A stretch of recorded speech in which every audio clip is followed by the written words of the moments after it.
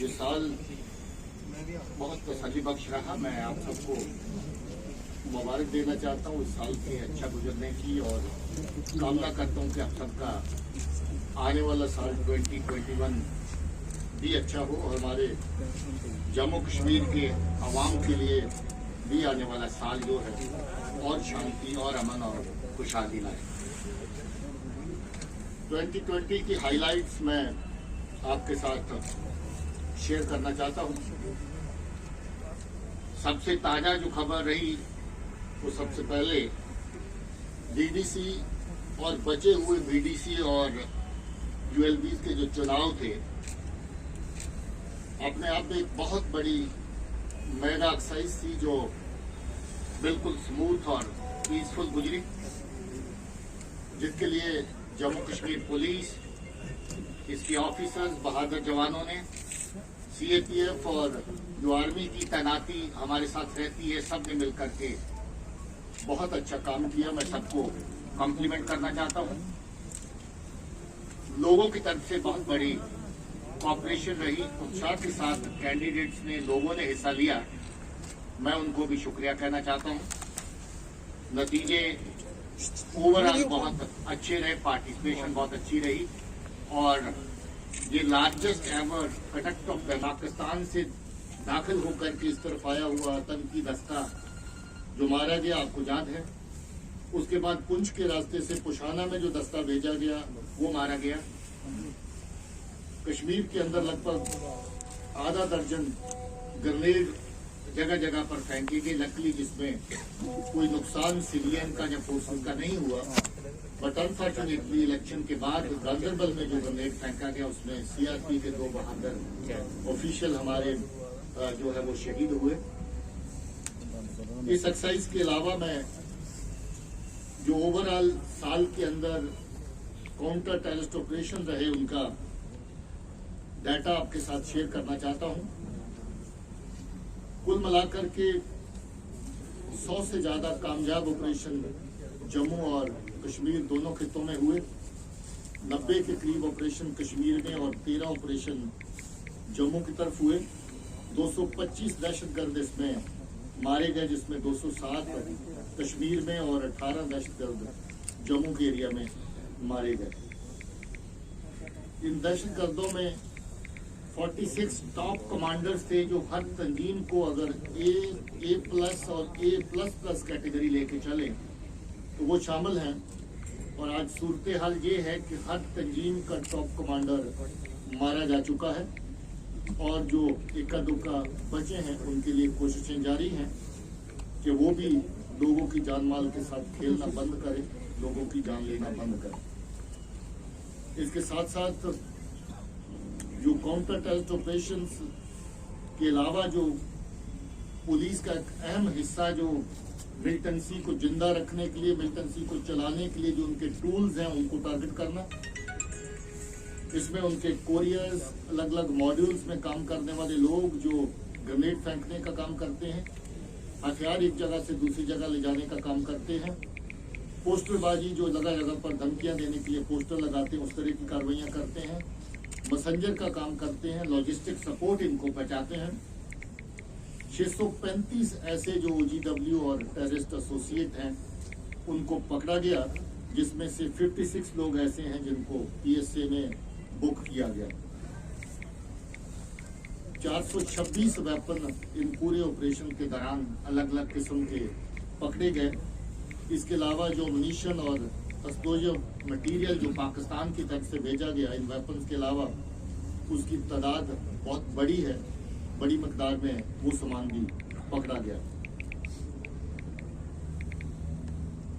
इस सारी कार्रवाई को अंजाम देते हुए मुझे दुख है ये कहते हुए कि हमारे पुलिस के 16 जाबाज लोग जिन्होंने अपनी जान निशावर की, और सीएपीएफ और आर्मी के 44 लोग ऐसे जिन्होंने अपनी शहादत काउंटर टेररिस्ट ऑपरेशन के दौरान लोगों की सुरक्षा करते हुए अपनी जान की शहादत दी। मैं उनको अपनी तरफ से सल्यूट पेश करता हूँ, ट्रिब्यूट पेश करता हूँ। ओवरऑल अगर टेररिज्म का ग्राफ देखें तो इसमें गिरावट आई है। 2018 और 19 के मुकाबले में अगर देखें तो बहुत बड़ी गिरावट टेररिस्ट रिलेटेड जो इंसिडेंट्स है उसमें देखने को मिली है। और अगर कामयाबी का ग्राफ देखें तो पहले के मुकाबले में काफ़ी ऊपर गया है। सिविलियन की किलिंग्स जो बेगुनाह लोगों को टेररिस्ट मारते रहे, अलग अलग वजहों से निशाना बनाते रहे, जिसमें पॉलिटिकल एक्टिविस्ट भी शामिल हैं, उनकी तादाद 38 है, जबकि पिछले साल 44 थी। उसमें गिरावट रही, मगर दुख की बात है कि अभी भी सिविलियन लोगों को पाकिस्तान के इशारे पे जहां आतंकी निशाना बना रहे हैं, और ख़ास तौर पे उस वक्त जब ये प्रक्रिया इलेक्शन की शुरू होने वाली थी, लोगों को डिस्कस करने के लिए ये सिलसिला किलिंग्स का थोड़ी देर के लिए बढ़ गया था। सिक्योरिटी फोर्सेस की किलिंग पहले से थोड़ा कम हुई है, मगर फिर भी दुख की बात है कि हम लोग जिस तरह का काम अंजाम देते हैं उसके चलते हमारे बहादुर साथियों को हमें खोना पड़ता है, मगर पहले से ये तादाद कम हुई है। टेररिस्ट रैंक्स में जो रिक्रूटमेंट हुई 18 के मुकाबले में तो बहुत कम, मगर 19 के मुकाबले में थोड़ी सी उसमें बढ़ोतरी हुई। मगर पॉजिटिव साइड ये रही है कि उसमें से 70% लोग या तो ज्वाइन करने के बाद मारे गए या गिरफ्तार किए गए। हमारी कोशिश रही कि जो नए लड़के मिलिटेंट्स की सफ़ों में शामिल हो रहे हैं उनको डिसुएड किया जाए गलत रास्ते से। बहुत सारे लोगों को हम लोग वापस लाने में कामयाब हुए। उनके माँ बाप का भी बहुत बड़ा हाथ इसमें रहा। इसमें 46 ऐसे लोग हैं जिनको हम लोग गिरफ्तार किए, जो आतंकी बन चुके थे मगर उनको हमने गिरफ्तार किया, और 76 ऐसे लोग हैं जो ज्वाइन करने के बाद मारे गए। इसके माने ये हैं कि जो टेररिस्ट की शेल्फ लाइफ है वो पहले के मुकाबले में बहुत कम हुई है। ये कहीं भी 3 दिन से लेकर 3 महीने ज़्यादातर रही। जो ज्वाइन किया नया ज़्यादातर 3 दिन से लेकर 3 महीने के अंदर ही न्यूट्रलाइज हो गया या फिर पकड़ा गया। इसके चलते लोगों ने बहुत कॉपरेशन दी, और जो लोग वापस लौट के आए घरों में बैठे हैं, जिनका मैं जिक्र इस फिगर्स के बीच में नहीं कर रहा हूँ, इसके अलावा है, उनके दोबारा उस रास्ते पे जाने की कोई रिपोर्ट अभी तक नहीं है। 2 दर्जन के करीब ऐसे केस भी हैं जिनको हमने बिना कानूनी कार्रवाई के ही बाहर लाया और वापस उनको घर वालों को सौंपा है। घर वालों के साथ अच्छे से रह रहे। सीज फायर की वायलेशंस का अगर जिक्र करें तो बहुत बढ़ोतरी हुई है। पाकिस्तान ने सीज फायर वायलेशंस को एक हथकंडे की तरह इस्तेमाल किया। जब जब सीज फायर वायलेशंस बढ़ी, उसके बीच में इन्फिल्ट्रेशन बढ़ाने की कोशिश करी, मगर उसका मुंह तोड़ जवाब दिया गया। और उसके चलते मुझे खुशी होती है बताते हुए कि जो इन्फिल्ट्रेशन इस साल हुई वो पिछले 3-4 सालों में सबसे कम है। इन्फिल्ट्रेशन बहुत सारी अटेम्प्ट्स के बावजूद भी पाकिस्तान बढ़ा नहीं सका, और इसीलिए लोकल रिक्रूटमेंट के ऊपर ज़्यादा जोर दिया, और जो लोकल रिक्रूट बना रहे थे उनके लिए हथियार भेजने के नए तरीके पाकिस्तान ने ईजाद किए, जिसमें ड्रोन के जरिए से वेपन भेजने की कार्रवाई, ड्रोन के जरिए से एक्सप्लोजिव मटीरियल भेजने की कार्रवाई, और 1-2 केसेस में ड्रोन के जरिए से कैश भेजने की कार्रवाई भी उनकी तरफ से करी गई। मगर मुझे खुशी है ये कहते हुए कि उनके ज़्यादातर अटैम्प्ट हम लोगों ने फॉइल किए। हम लोग सर्विलेंस के सिस्टम के जरिए से जो नज़र रखते थे, जो एक्टिविटीज़ रास्ते में इंटरसेप्ट करने की हमारी रहती हैं, हमें बहुत बड़ी कामयाबी उसमें मिली। और लगभग 1 दर्जन ऐसे केस जो वेपन ड्रॉपिंग के, एक्सप्लोजिव ड्रॉपिंग के, वो हम लोग उनके फॉइल कर चुके हैं और वो हथियार पकड़ चुके हैं, चाहे हाईवे के ऊपर हो, चाहे बॉर्डर के बाद, ड्रॉपिंग के बाद जब ट्रांसपोर्टेशन होती है उसके दौरान हो। कुछ जगहों पे तो नारकोटिक्स को भी ड्रोन के जरिए फेंका गया। तो ये नार्को टेररिज्म की एक नई शेड जो पाकिस्तान ने तैयार करी है, उसका भी काफ़ी अच्छे तरीके से जहाँ पर जो कार्रवाई हुई उसको काउंटर करने में मैं सराहना करता हूँ पुलिस की और फोर्सेस की, जिन्होंने मिलकर के फ्रंट के ऊपर बहुत अच्छा काम किया। इसके अलावा कुछ 36 मॉड्यूल ऐसे जम्मू और कश्मीर दोनों तरफ बस्ट किए पुलिस में, जिसमें कुछ 100 के करीब लोग और काम करते थे, जो टेररिस्ट के मॉड्यूल्स के तौर पे, जिसमें नार्को टेरर के मॉड्यूल भी शामिल हैं, पैसा कोरियर करना एक जगह से दूसरी जगह मिलिटेंसी के लिए लेके जाना, उस तरह के लोग भी शामिल हैं, और ग्रेनेड फेंकने की कार्रवाइयाँ जो रही, जो उसमें जो लोग शामिल थे वो भी इसमें शामिल थे। लॉ एंड ऑर्डर का जो 2020 के दौरान मैं खास तौर पे जिक्र करना चाहता हूँ और इसके लिए लोगों को, आवाम को फिर से शुक्रिया कहना चाहता हूँ। बहुत समझदारी से लोगों ने काम लिया है।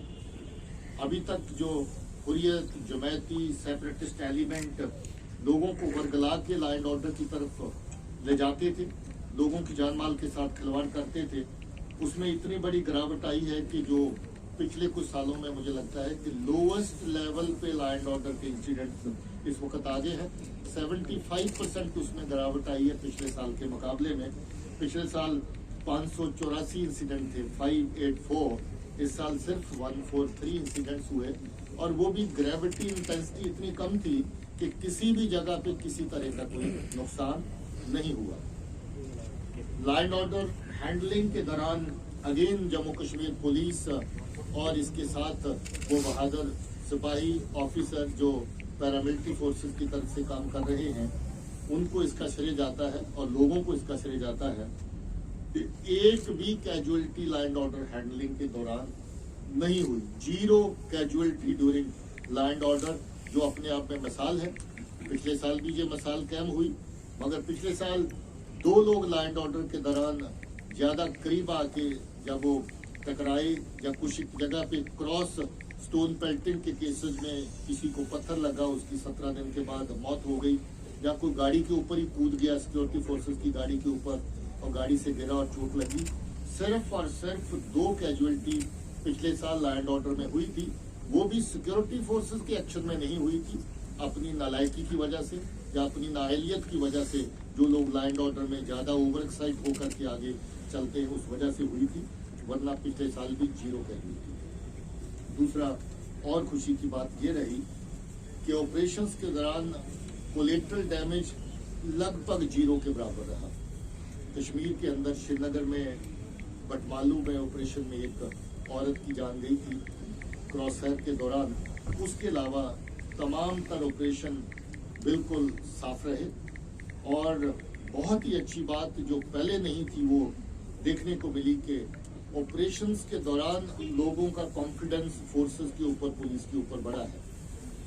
ये पहली बार हुआ है कि इस साल 12 दहशतगर्द चलते हुए ऑपरेशन के दौरान हमारे सामने सरेंडर हुए हैं। ये कॉन्फिडेंस की बात है, ट्रस्ट की बात है कि अगर कोई चलते हुए ऑपरेशन के दौरान भी सरेंडर करता है तो उसकी जान का किसी तरह का नुकसान नहीं होगा।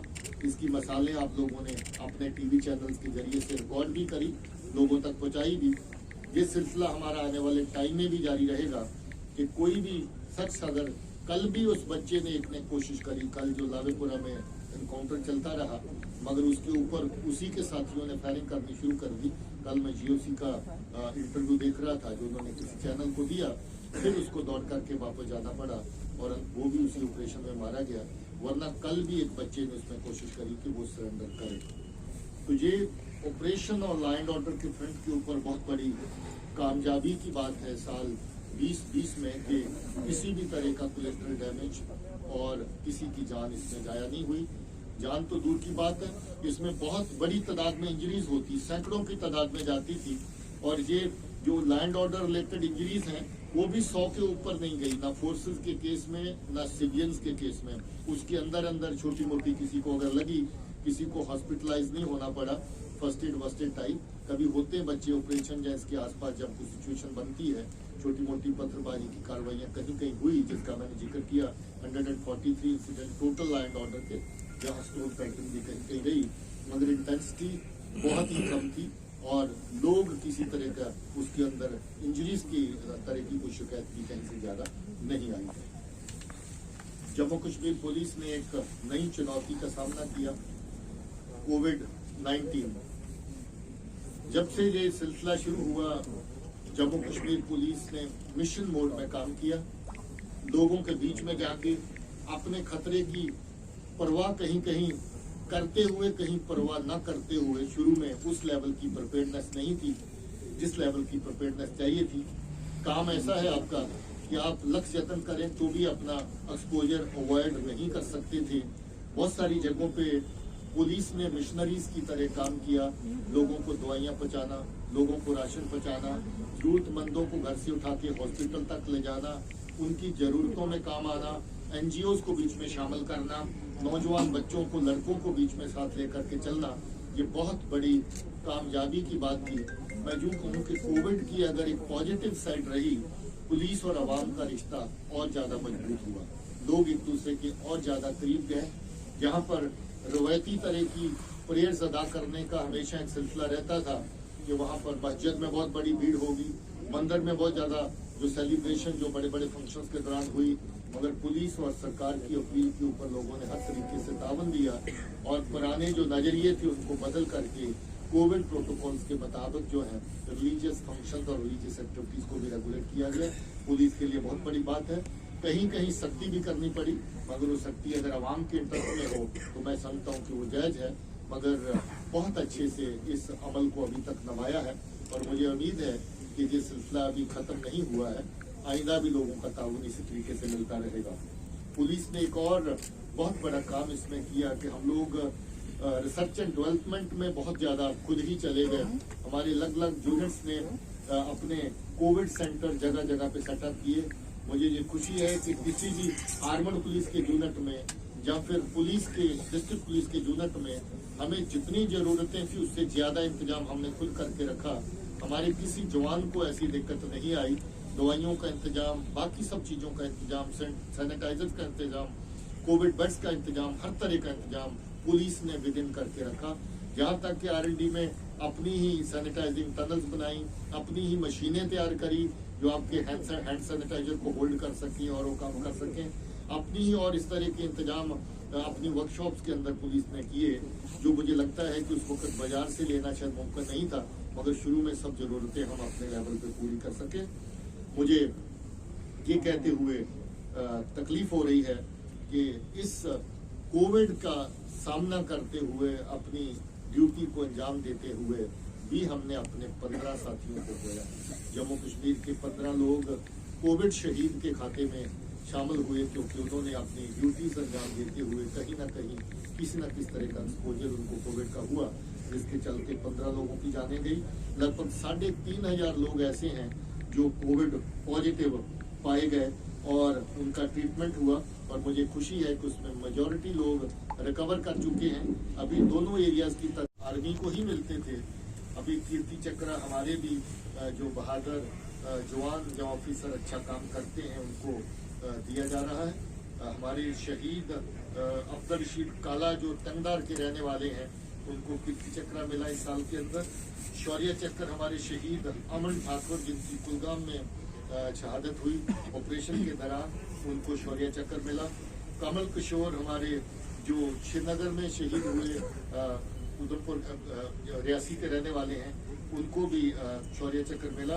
और एक हमारे और बहादुर ऑफिसर DIG अमित कुमार जो एक ऑपरेशन में जख्मी हुए थे, लगभग 7 महीने दिल्ली में ट्रीटमेंट में रहे और अभी वापस श्रीनगर DIG का काम कर रहे हैं, उनको भी शौर्य चक्र इस साल के दौरान मिला। तो ये काबिल तारीफ बात है। इस तरीके से गैलेंट्री के अलग अलग मेडल जिसकी तादाद में पहले बता, तो you are welcome. Sir, narco terrorism Jammu and Kashmir के लिए और कोई स्पेशल अलाउंस लाया जाए, हमारे लिए जितने अलाउंस मिल रहे हैं वो काफी है। ये थ्रेट को मैं नई थ्रेट नहीं मान रहा हूँ। इनकी माँ एक है और ये आगे उसकी औलाद है, और शूट्स जितनी मर्जी हो जाए, काम एक है इनका, तस्वीर एक है इनकी। इसलिए कोई ये नई चुनौती नया नाम देने से पैदा नहीं हो जाती है। हमें पता है कि TRF, गजनबी, फजनबी जितने पैदा हो रहे हैं, ये जैश और लश्कर के अंदर से ही इनको पैदा किया जा रहा है। जितने दहशतगर्द 2020 में TRF से नाम से मारे गए, जाना जहाँ पर दहशतगर्दी की कार्रवाइयाँ करना, और हम इनके खिलाफ बिना नाम की परवाह किए काम अपना सख्ती से करते रहे। There were around a dozen terrorist active in Jammu region. The number has come down to 3 now, and those 3 are in Kishtwar district, and we are tracking them, we are chasing them, and I'm sure one day we will be successful soon. Other than that, I haven't got any report about any new person joining from any other district of Jammu. But yes, they have some sleeping cells, some modules, as I said, working as OGWs, working underground as transporters, as couriers, and as executors of minor incidents of the patrolling and all. We are keeping a strict watch, and we have already taken action against those who've been identified.